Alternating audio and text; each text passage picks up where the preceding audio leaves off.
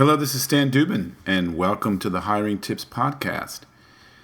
The name of this tip is Hiring Tips from the Folks at Google, number 2. This is second in a series of 3 tips in which we discuss hiring advice given by former Google execs. And here's the first set.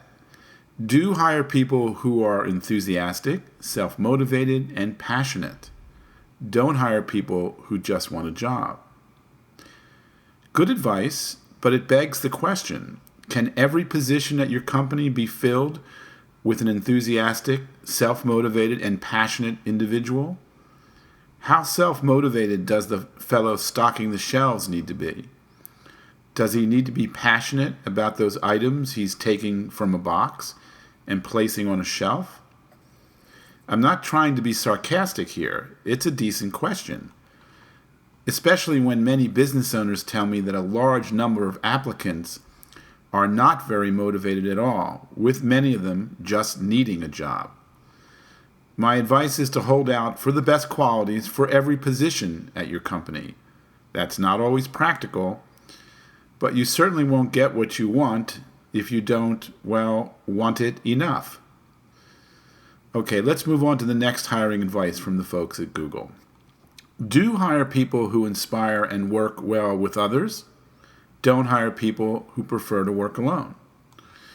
Well, you definitely want to hire people who work well with others. You could have a very skilled individual who continually rubs the other staff the wrong way.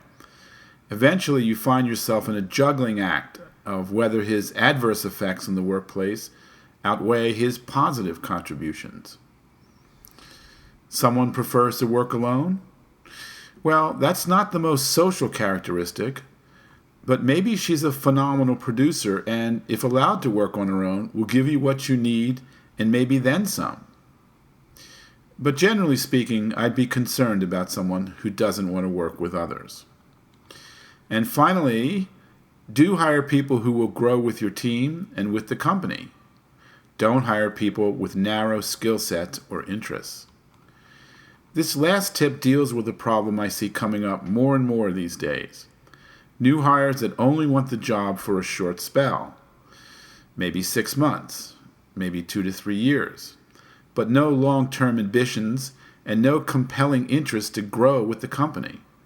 Again, do your best to hold out for someone who does have a long-term view of his employment with you.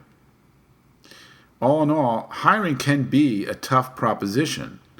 You want the very best, but you're not sure the very best are going to show up. You're not sure you can even afford to bring on the very best if they do apply. So there's going to be compromise. As the weeks and months move along, I would recommend steering that compromise more and more towards getting the best. Keep your eye on the mountain. I'd like to ask you to leave a review for this podcast over at iTunes. And here is a short web address to do so. Review222.com. That's review222.com. That will take you to the iTunes podcast area where you can leave a review and a rating. Thank you very much. The Hiring Tips is brought to you by the Employee Testing Center. We have an employee testing service that will help you hire better staff. It's very accurate, easy to understand, and delightfully affordable. Watch our 3-minute video at getbetterstaff.com. That's getbetterstaff.com. Our podcast does not represent legal advice. Employment law can vary from state to state. So please consult an attorney familiar with the law that applies to the area where your business is located for any legal questions specific to your company. Thanks for listening.